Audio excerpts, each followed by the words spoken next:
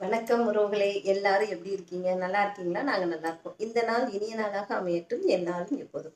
ஒரு சின்ன கதை தாங்க எப்போதும் போல. என்னன்னு கேட்டீங்கன்னா, நான் அந்த கதையை கேள்விப்பட்டதை உங்களுக்கு அப்படியே சொல்றேன்.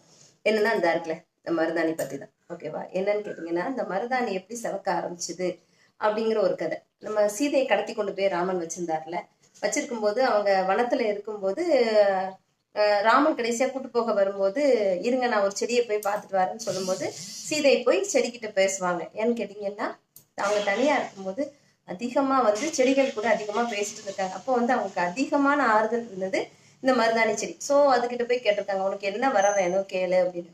அப்போ சொல்லியிருக்காங்க, என்னைய வைக்கிறவங்க எல்லாம் ரொம்ப ரொம்ப சந்தோஷப்படணும், என்னை கையில யார் வச்சாலும் சந்தோஷப்படணும் அப்படின்னு சொன்னா உனக்கு நான் அந்த வரத்தையே கொடுக்குறேன் அப்படின்னு சொன்னதுனாலதான் அந்த மருதாணி நம்ம கையில வச்ச உடனே எல்லாருக்கும் ஒரு சந்தோஷம் வரும் இல்லையா? அதான் மருதாணி பிறந்த கதை. வாழ்க வளமுடன்.